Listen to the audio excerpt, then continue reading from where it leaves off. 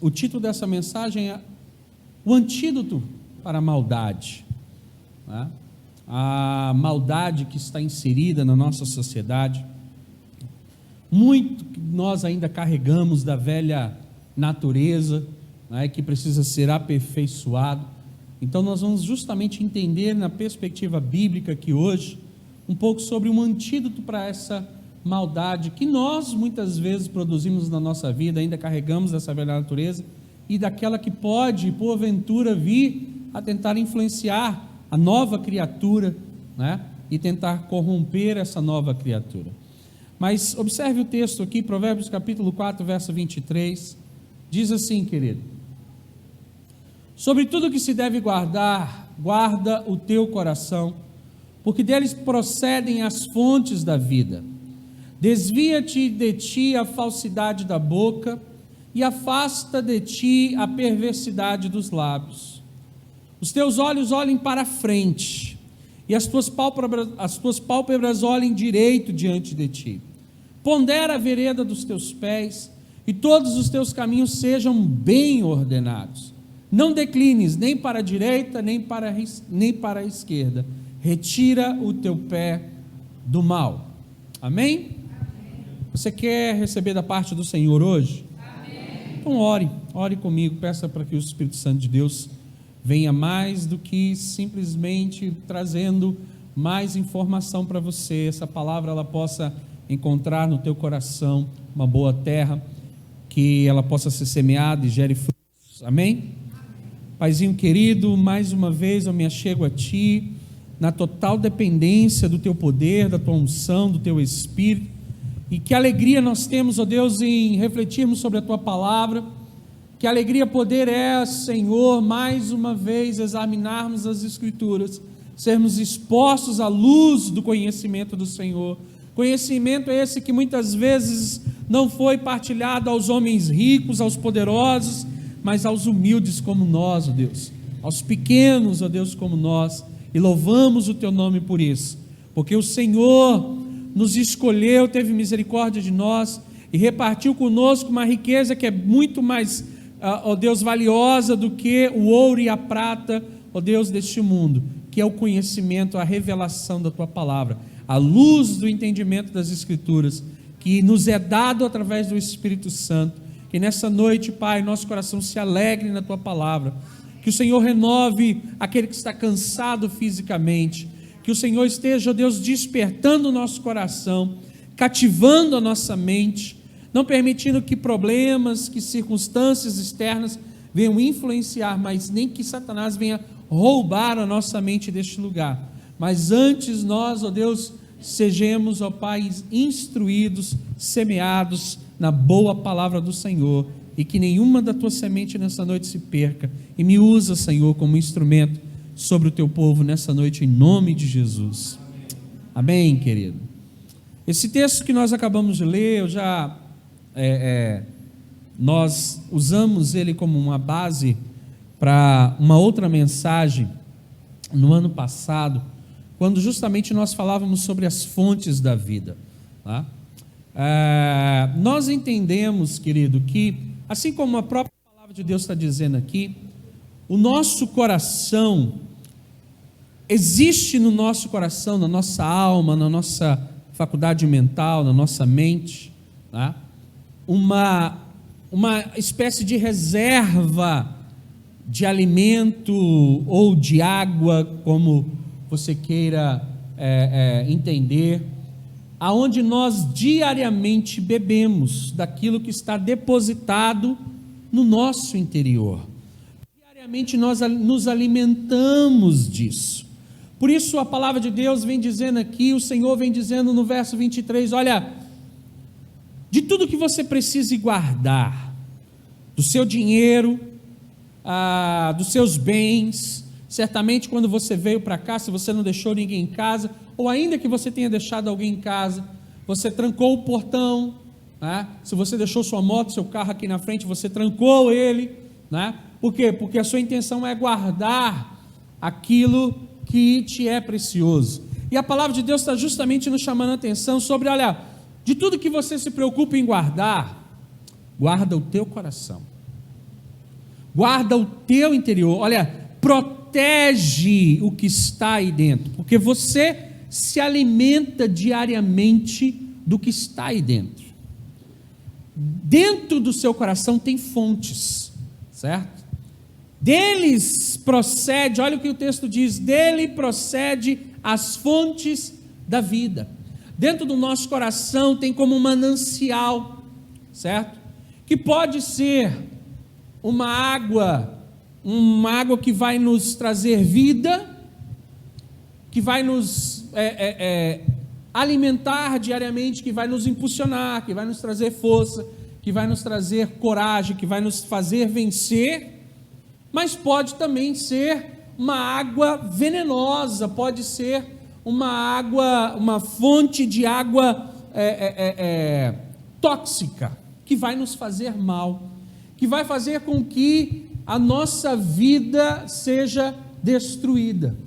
E é disso que o autor está dizendo, olha, guarde o seu coração, porque aí estão as fontes da vida, aí precisa estar aquilo que vai te fazer caminhar, que vai te fazer andar em retidão, em santidade e justiça diante do Senhor. E quando nós, a partir dessa luz bíblica aqui, querido, e é disso que o texto está falando, ele está falando justamente sobre uma conduta de vida que preserve o nosso coração, tá? De forma que nós possamos sempre bebermos de uma água limpa, sempre buscarmos no nosso sentimento, na nossa mente, no nosso interior, algo que vai nos levar para frente, algo que vai nos fazer viver em vitória, amém, querido? E o texto está falando justamente disso, ele segue nos versos seguintes, falando justamente de uma conduta de vida que preserve isso, tá? O texto literalmente está falando sobre preservar uma santidade, tanto é que ele vem falando, olha, desvia de ti a falsidade da boca, desvia de ti a mentira, se desvia da mentira, se afasta da perversidade dos lábios. Olha o que ele vem dizendo aqui no verso 25, olha, que os teus olhos olhem sempre para frente, pondera aí onde é que você está olhando, olha direito, tá? Pondera os teus pés, olha por onde você tem caminhado, os teus caminhos sejam bem ordenados. Ele diz, olha, não se desvie nem para a direita, nem para a esquerda, retira o teu pé do mal. O que ele está falando, querido? Ele está linkando, ele está conectando o preservar, o guardar o nosso coração com uma conduta de vida que vai preservar o nosso coração e, por consequência, preservar a fonte, né? Deixando o nosso interior puro, santo, diante do Senhor, porque nós vamos diariamente beber do nosso coração, do nosso interior. Aquilo que nós geralmente revelamos no nosso exterior, né, é aquilo que está em acúmulo e transbordando no nosso interior. Logo, se nós estivermos puros, se nós estivermos santos, se nós estivermos guardando sempre justiça ao nosso coração, logo as nossas ações se tornarão em justiça, em santidade, amém, querido? Porque é disso que o autor está falando aqui. E a partir desse entendimento, quando nós entendemos, querido, e eu preciso que você entenda isso, obviamente que cada geração que já passou lá atrás, viveu seus piores dias, tá? Se você perguntar para pessoas da década de 50, né? Pessoas que viveram uma guerra mundial, pessoas que viveram em lugares e situações extremas no passado, com certeza eles tinham em mente que aquela geração era uma das piores, ou se não a pior. E a tendência, inclusive bíblica, é que à medida que o tempo passa, a coisa piore socialmente falando, né? Nós vamos ver cada vez mais um quadro caótico. Então nós podemos afirmar, a partir desse pensamento, que nós estamos vivendo a pior geração que já habitou sobre a terra, tá? Porque se a situação vem piorando com o passar do tempo no âmbito geral, né, da nossa sociedade, nós podemos dizer, queridos, sem sombra de dúvida, que nós estamos vivendo a pior geração de todos os tempos. E se nós analisarmos historicamente, você vai encontrar fatores que comprovam isso também, né? Nós vivemos uma geração que perdeu todos os limites morais, todos os limites, sabe, de valores possíveis, tá?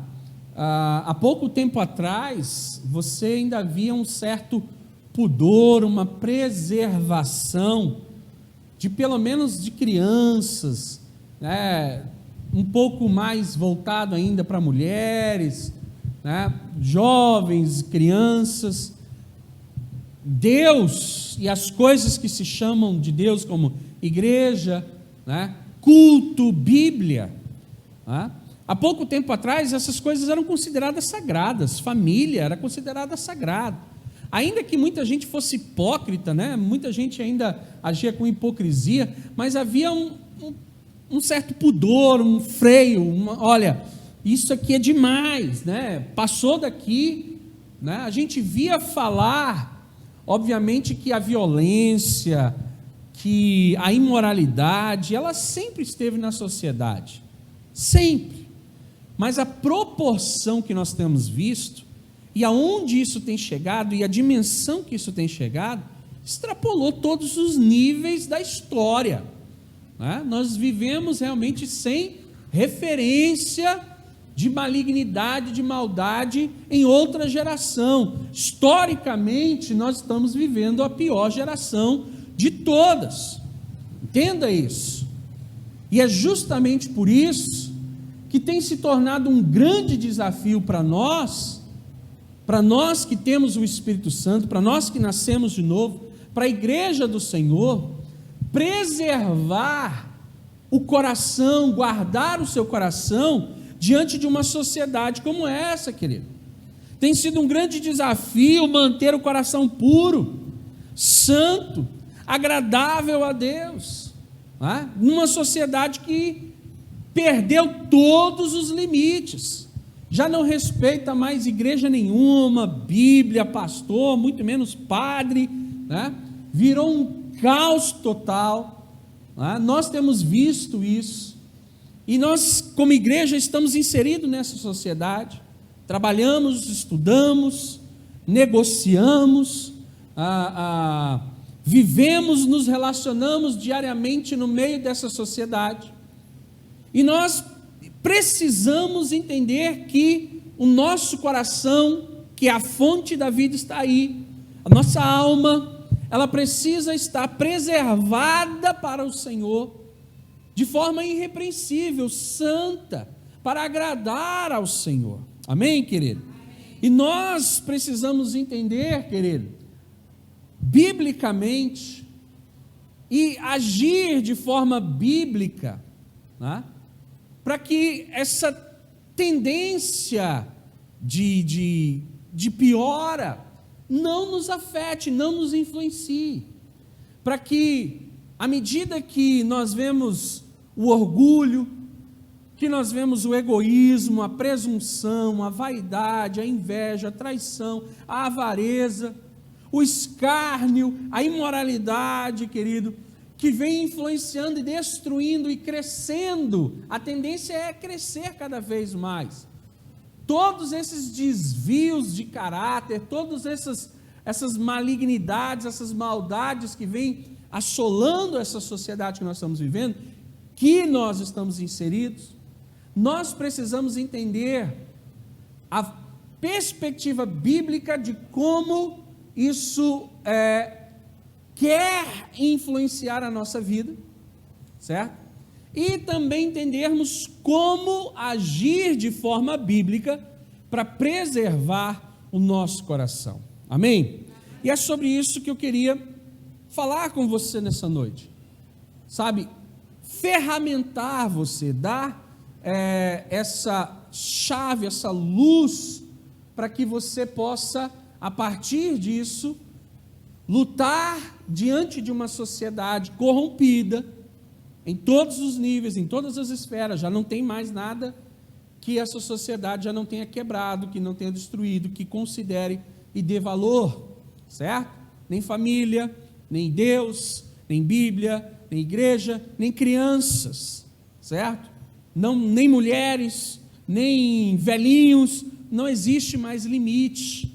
A imoralidade, a destruição, sabe, o egoísmo, tem assolado todas as pessoas, independente de idade, independente de situação financeira, né? Não existe mais compaixão, não existe amor.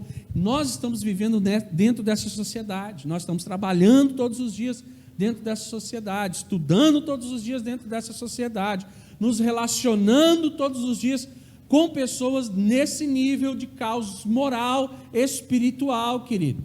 Nós precisamos entender como guardar o nosso coração. Amém?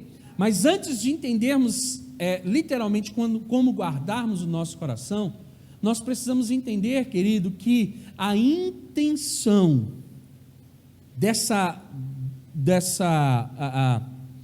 desse caos social é destruir toda reserva, toda moralidade remanescente.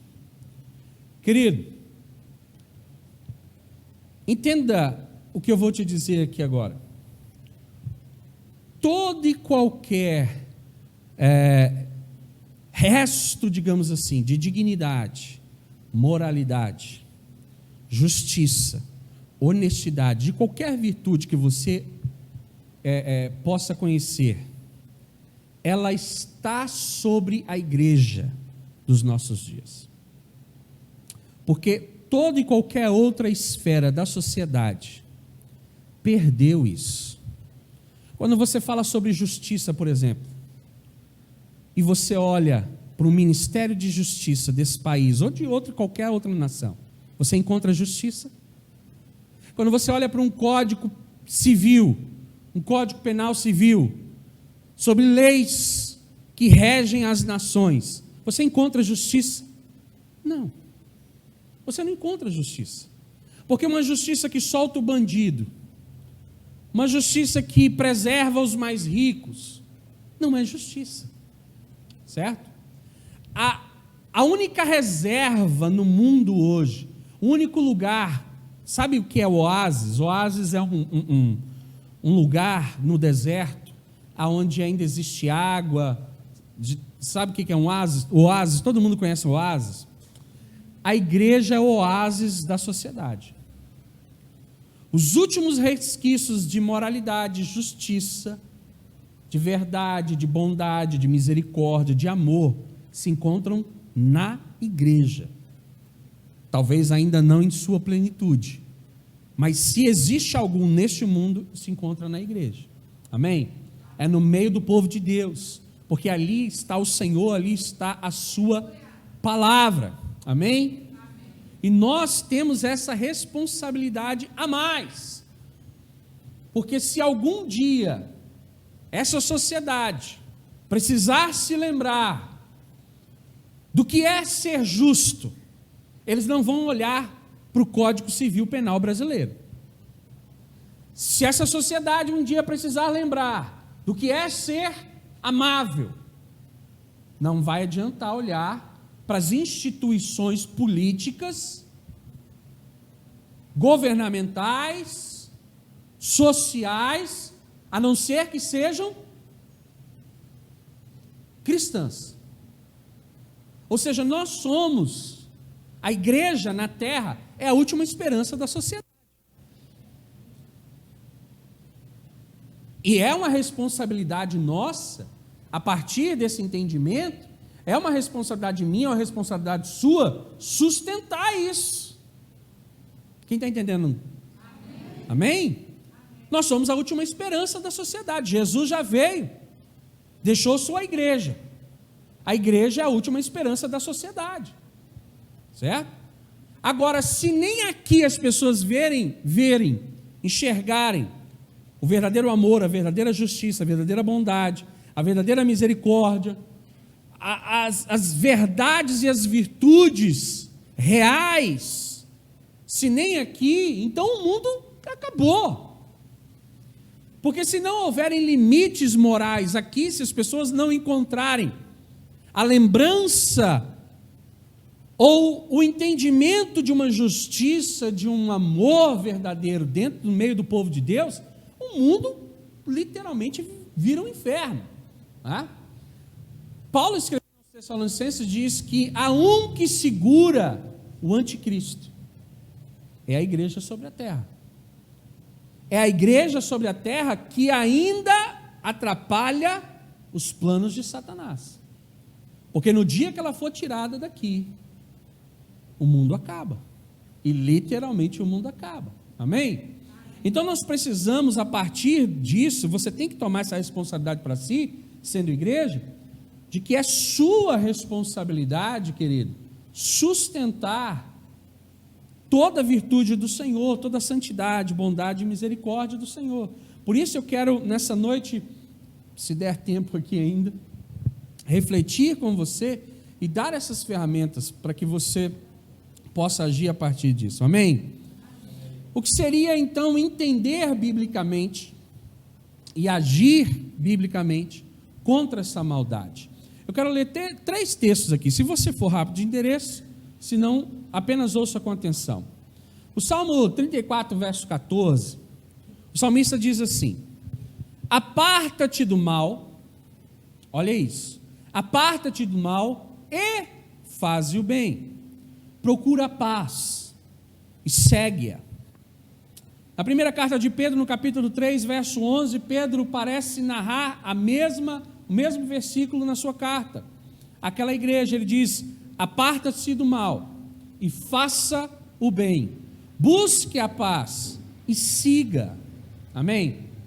Veja que tanto o salmista ali no Salmo 34, quanto 1 Pedro estão dizendo a mesma coisa. Olha, aparte-se do mal, aparte-se do mal, se afaste da malignidade, da maldade desse mundo, faça o bem, busque paz, busque a paz, siga essa paz.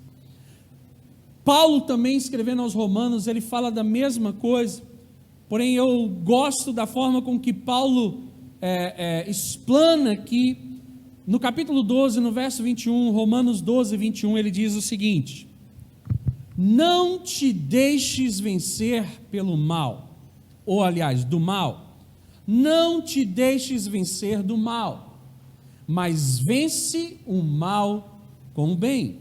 Amém, querido? Todos os textos que nós estamos lendo aqui, tanto Salmo 34, 1 Pedro 3,11 e Romanos 12, 21, estão falando da mesma coisa, sobre se afastar do mal. Tá? Mas, lembra que eu disse para você que o pecado, quando eu meditava nesse texto, me veio a imagem, justamente a ilustração, pensamento do Espírito Santo, como o pecado sendo uma espécie de veneno. E daí veio o título, o antídoto da maldade. Né? É nós entendermos o seguinte: se o pecado, se a maldade é um veneno na sociedade, né? É algo tóxico e contagioso no meio da nossa sociedade, no meio do mundo que a gente vive. Tá?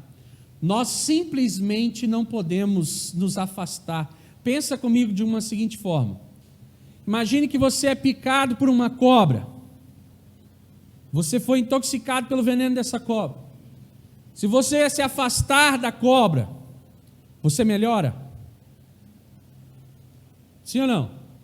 Não. Então, se afastar simplesmente não tira o veneno de você. Você precisa de um antídoto. Amém? E é justamente o que Paulo está dizendo aqui.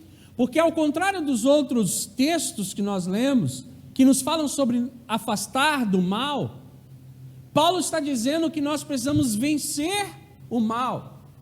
Certo? Mas antes ele diz: não te deixes vencer do mal. Não permita, e a primeira coisa que nós precisamos entender é isso.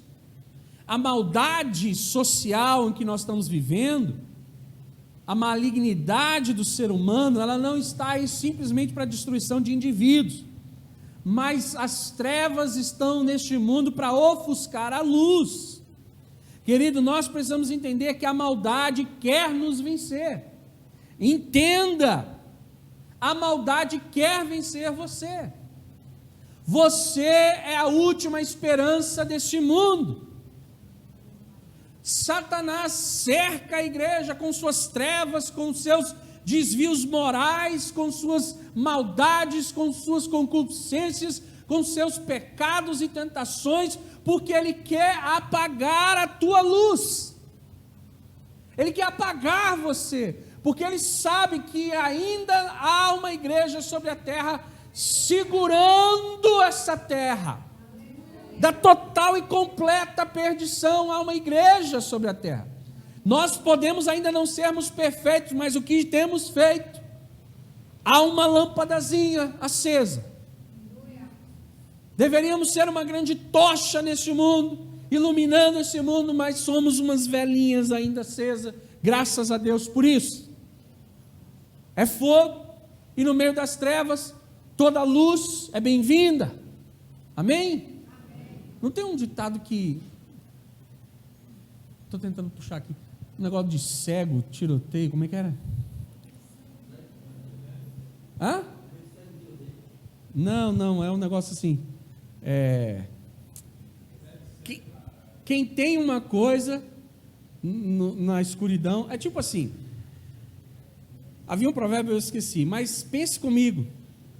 Quem está em plena treva, em plena destruição, um fósforozinho ilumina o caminho.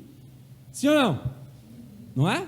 Um fósforozinho aceso, talvez a gente seja um fósforozinho aceso. Você e eu, sejamos aí um fósforozinho aceso. Mas para quem está em plena destruição e em plenas trevas, nós fazemos total diferença. Dá para iluminar o caminho. A tendência é que a gente se acenda, né, e passe a ser labareda no Senhor e luz neste mundo. Amém? Colocada sobre este mundo, para iluminarmos este mundo.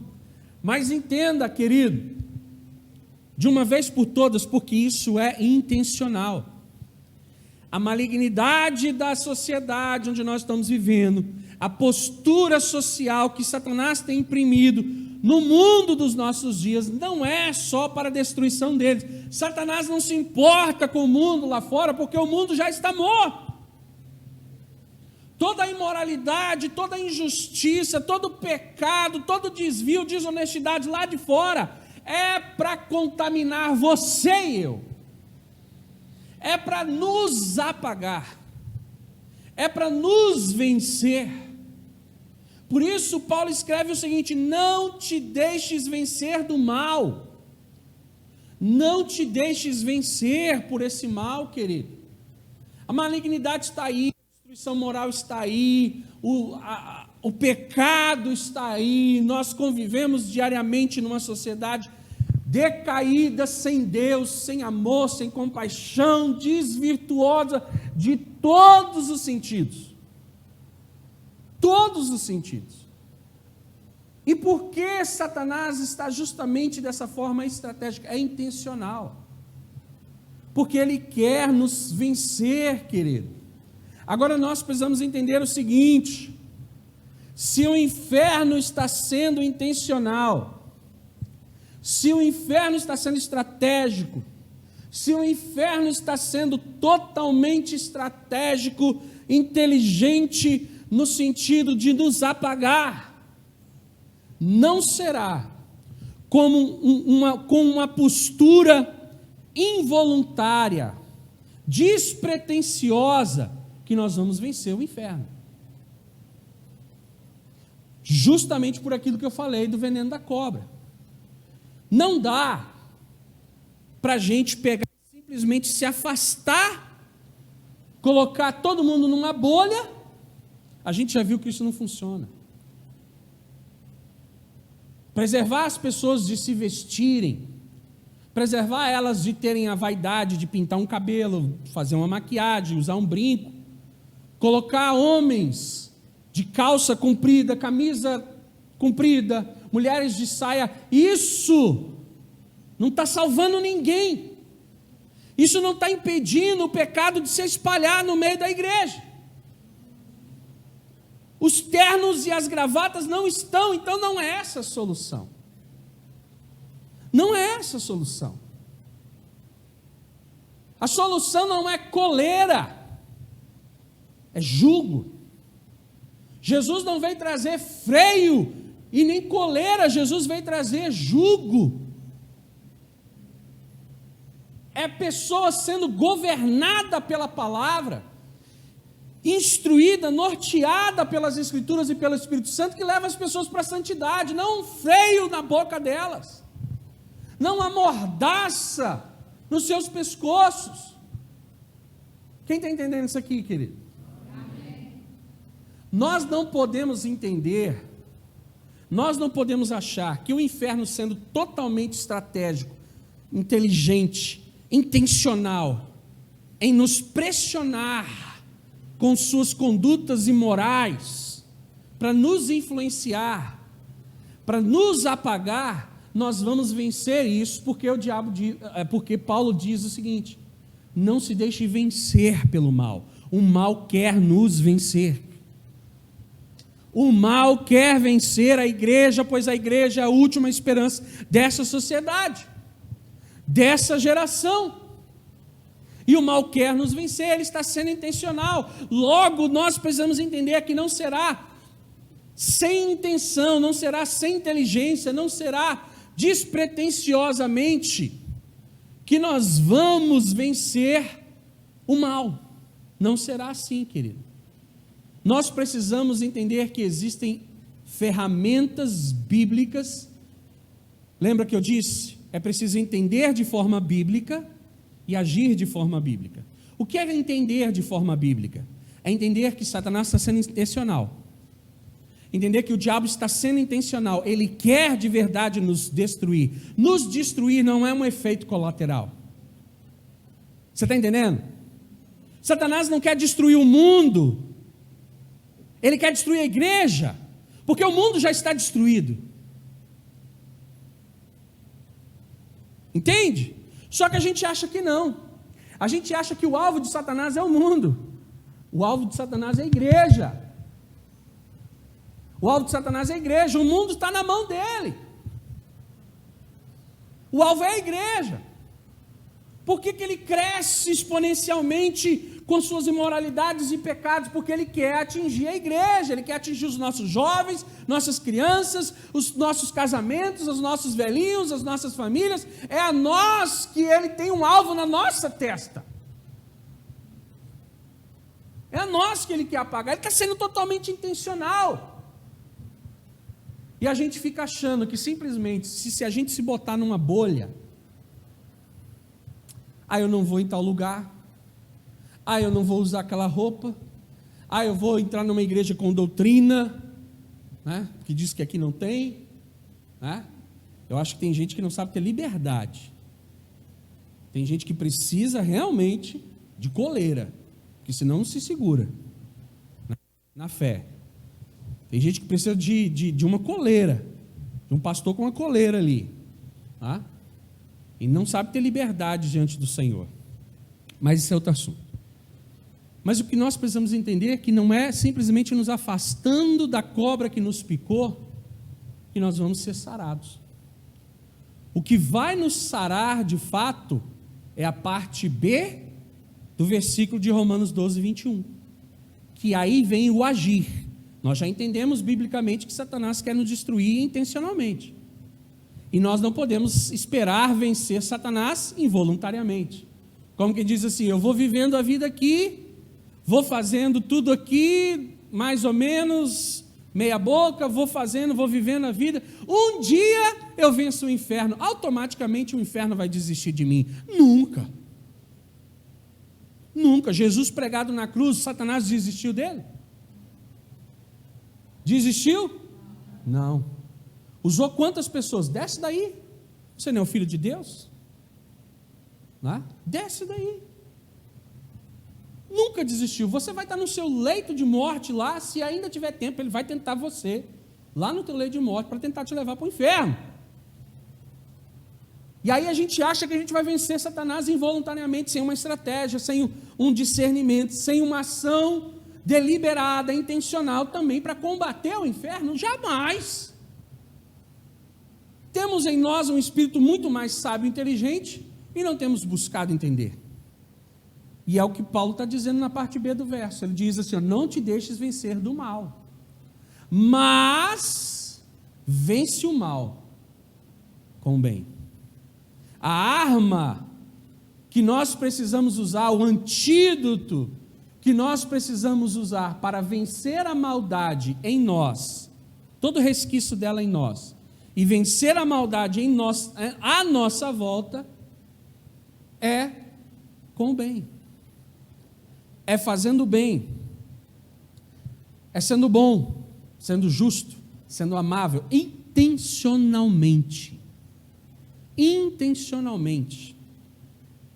Não esperar que essas coisas surjam do nada na tua vida. É você sendo bom intencionalmente. Você tem que sair de casa decretando, vigiando, na perspectiva de como eu posso expressar a bondade de Deus para com alguém hoje. Nem que seja uma palavra assim, Jesus te ama. Sabe? Nem que seja uma coisa que você chegue para alguém para dizer bem assim, olha, eu declaro na tua vida em nome do Senhor Jesus, você vai vencer. Sabe? Nem que seja uma palavra de ânimo, nem que seja uma oração, você tem que sair de casa todos os dias na intenção de expressar as virtudes de Deus intencionalmente. Ser justo, sabendo que o inferno vai te tentar naquele dia não ser. Ser honesto, sabendo que o inferno vai te tentar naquele dia a você ser desonesto. Ser moral, respeitador, quando o inferno se levantou naquele dia para te fazer um imoral, um desrespeitador da sua esposa ou do seu marido. E você levantar com a intenção, como quem levanta um guerreiro, ei, eu estou pronto para a guerra. Eu não levantei aqui para passear no campo de guerra. Eu levantei para guerrear. E quais são as minhas armas? O bem. Por quê? Porque Paulo disse, o Espírito Santo disse através de Paulo, vence o mal pode ser vencido. Glória a Deus por isso. O mal pode ser vencido. A malignidade, a maldade, no ciclo onde nós estamos. Ei, a luz, ela também é contagiosa, não é só as trevas. Você pega fogo, acende uma outra velinha, depois outra, isso é contagioso. A justiça, a bondade, né? Ela é contagiosa também. Não só a maldade que é contagiosa, sabe? Mas a luz também é, querido. Amém? Só se afastar do mal não serve. Você precisa de um antídoto. Você precisa contra-atacar. Querido, é aquela história da cobra que eu acabei de dizer. Se você só se afastar do mal, como quem diz assim, tem uma, a gente está falando de Jardel aí, estava falando esses dias. Tem uma festa de São João, eu não vou lá. Tem uma festa assim, tem um lugar assim, não estou dizendo que você tem que ir, certo? Mas isso não vai fazer com que o mal perca a influência sobre a sua vida, no mínimo vai atrasar isso.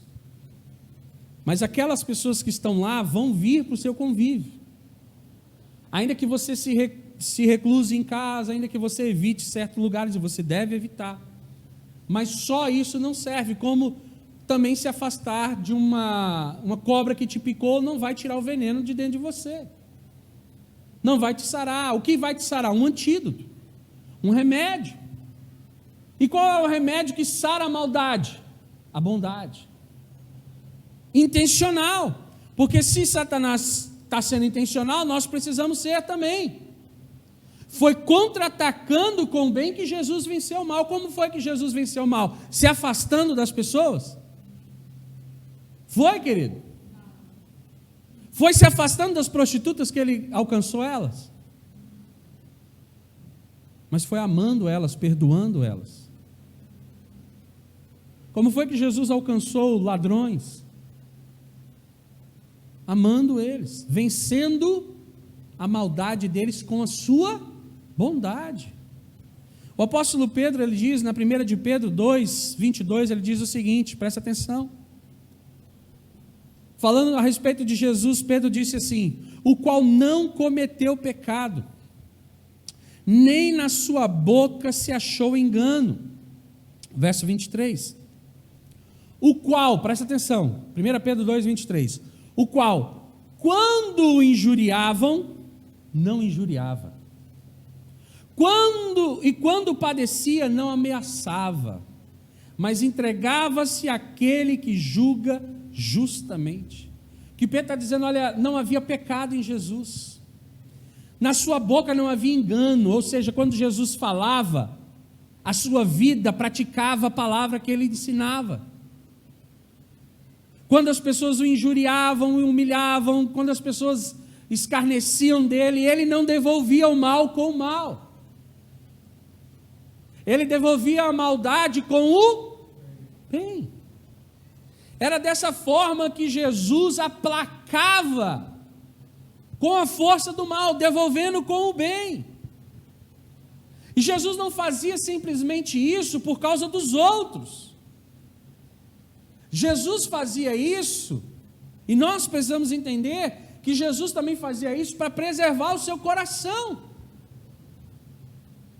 para guardar o seu coração, pois antes que eu venha a praticar a maldade, eu preciso beber dela no meu coração. Não é daqui que vêm as fontes da vida? Sim ou não? Não é isso que Provérbios diz? Guarde o teu coração, porque dele procede as fontes da vida. Para que eu me torne mal, eu tenho que trazer o mal para dentro de mim. Eu preciso cultivá-lo. O ódio, a ira, o rancor, a raiva, eu preciso cultivá-lo para expressá-lo. E é justamente para que isso não acontecesse, para que Jesus fosse santo e irrepreensível, para que nem no céu, nem na terra, nem debaixo da terra, nem espírito, nem anjo, ninguém podia falar, Jesus pecou.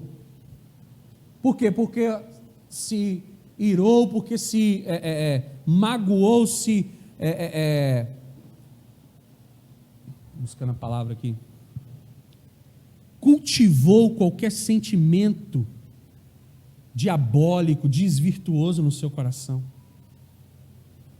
Por quê? Porque o coração de Jesus sempre esteve preservado. E por que Jesus não agia contra o mal com o mal? Porque o seu coração estava preservado. Porque da fonte que ele bebia era sempre água da vida. Ele é a própria fonte da água da vida. Ele não poderia expressar outra coisa. Amém, querido? Amém. Paulo escrevendo aos Efésios capítulo 4, verso 30, diz assim: e não entristeçais o Espírito Santo de Deus, no qual estáis selados para o dia da redenção. Verso 31, olha o que ele diz: toda amargura, e ira, e cólera, e gritaria, blasfêmia, toda malícia sejam tiradas de dentre vós. Antes, sede uns para com os outros benignos. Vou repetir isso, Efésios 4:32. Antes de você ser amargo com alguém, odiar alguém, se colarizar com alguém, sabe, brigar com alguém, antes seja benigno com essa pessoa. Porque o que vai vencer o mal que ela veio contra você é o bem que há em você. É com bem, é com a resposta divina, bíblica, que nós aplacamos o poder da maldade. Se Satanás vem com suas injustiças, imoralidades, desonestidade, nós vamos contra ele com justiça, com santidade, com compaixão, com misericórdia. Tudo que ele quer nos colocar em guerra com as pessoas lá fora, nós vamos com a paz. Nós vamos com a compaixão. Amém, querido? Nós vamos com um amor sacrificial muitas vezes, mas com amor. Antes seja uns para com os outros benignos, misericordiosos, perdoando uns aos outros, como também Deus vos perdoou em Cristo. Amém. Sabe, querido, muitas pessoas não fazem o bem, ou desacreditam no poder do bem contra o mal, da bondade contra a malignidade deste mundo, porque na verdade elas ainda não passaram por uma conversão, ou talvez não tiveram a revelação da palavra de Deus, que converteu, que transformou seu coração. O parâmetro de justiça de muitos crentes ainda é a referência antiga que eles tinham, da velha natureza. Se me bater, leva 2, porque olho por olho e dente por dente. Olha, não vem para cima de mim com uma pedra, porque eu vou para cima de você com 2. Querido, muitas pessoas elas não creem realmente no poder da bondade, da misericórdia, do amor, da justiça dentro da sociedade, porque a verdade é que elas ainda têm formado no seu subconsciente um padrão de conduta mundana. Elas ainda acreditam, querido, que bondade é sinônimo de fraqueza. Poxa, o cara foi tão ríspido, foi tão amargo, foi tão bruto, grosso, sabe? Me humilhou. E eu ter que agir com bondade com esse camarada? Com misericórdia? Agir fazendo muitas vezes até o bem, orando por esse abençoado. Quando a gente diz abençoado, mas no coração quer dizer ser amaldiçoado, desgraçado, miserável, né? E a gente diz abençoado, mas o coração quer dizer outra coisa, né? E a gente fica, isso é ser fraco. Então Jesus foi fraco. Você acha que Jesus era fraco, querido? Você acha que Jesus era tolo? Basta você ver onde é que Jesus está hoje. E onde estão os homens que o humilharam? Quem venceu no final da história? Jesus. Querida, a perspectiva que as pessoas têm de justiça, de força, ainda é no parâmetro antigo, da velha natureza, no parâmetro mundano, querido, aonde a maldade tem que ser levada com maldade, tem que ser vencida com uma outra ação, maldade de preferência em dobro. Mas a perspectiva bíblica é diferente. Quando nós fazemos o bem, nós estamos protegendo sobre tudo. E é esse entendimento que muitas vezes nos falta. Quando nós fazemos o bem, nós não apenas estamos derramando algo sobre os outros, nós estamos sobretudo protegendo o nosso coração. A Bíblia não manda guardar o coração. O mundo está cheio de maldade querendo nos vencer. E como é que eu venço a maldade? Com o bem. Porque quando eu decido intencionalmente responder à maldade, à injustiça, à humilhação de alguém com o bem, fazendo o bem, sendo justo essa pessoa, eu, além de semear na vida dela, contra-atacando, bloqueando a ação do inferno e a proliferação das trevas, eu ainda estou dessa forma fazendo o quê? Guardando o meu coração. Porque para que eu haja de forma má, eu preciso cultivar a maldade. Amém, querido? O servo de Deus não faz o bem só por causa das outras pessoas, mas para proteção de si mesmo. Quando você decide contra-atacar com a bondade, querido, você está protegendo o seu coração. Nós já passamos da hora aqui. Deixa eu ler só 2 versos aqui, querido, para a gente encerrar. Provérbios 11, 27. Diz assim: o que cedo busca o bem, busca favor. Olha o que eu disse lá atrás.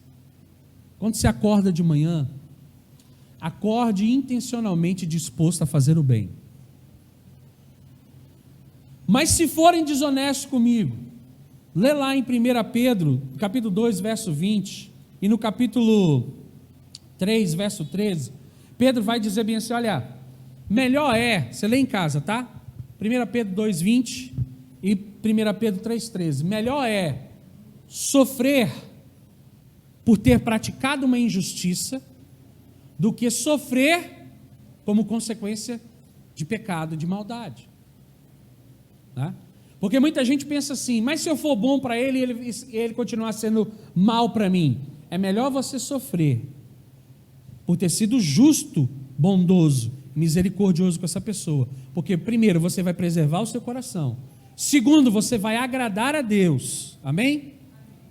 E agradando ao Senhor, recompensa para nós. Amém, querido? Quando nós agradamos o Senhor, Deus nos recompensa. Se aquela pessoa vai nos recompensar ou não, nós não sabemos. Se ela vai mudar a conduta dela ou não, é um critério dela, ela tem autoridade sobre a cabeça dela. Mas eu tenho autoridade sobre o meu coração. E eu não vou deixar a maldade dele contaminar o meu. Amém? Eu não vou deixar a injustiça da outra pessoa contaminar o meu coração. E eu responder a ela e beber da mesmo veneno? Jamais. Então, a palavra de Deus diz aqui, Provérbios 11, 27.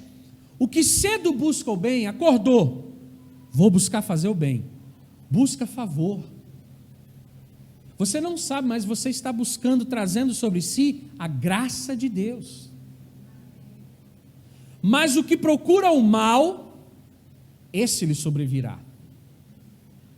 Você acorda de manhã dizendo-me assim, se pisarem no meu calo hoje, sai de perto que eu devolvo. Hoje eu estou daquele jeito. Pode ter certeza que alguém vai pisar no seu calo. Pode ter certeza. Você já saiu de casa com 7 pedras na mão.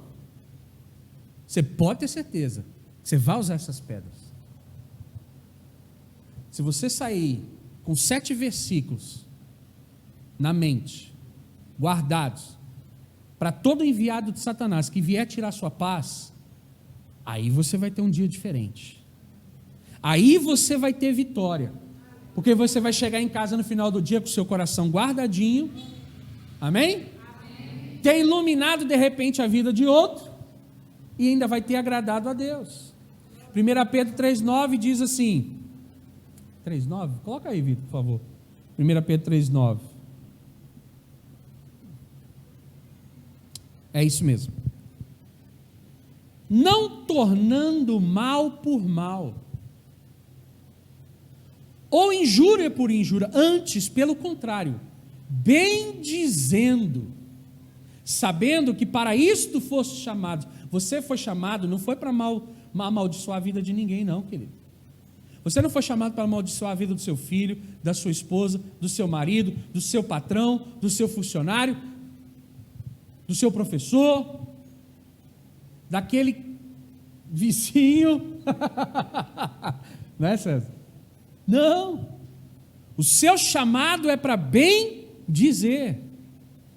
E olha a recompensa, presta atenção. Não tornando mal por mal ou injúria por injúria, antes, pelo contrário, bem dizendo, sabendo que para isto foste chamados, para que por herança alcanceis a bênção.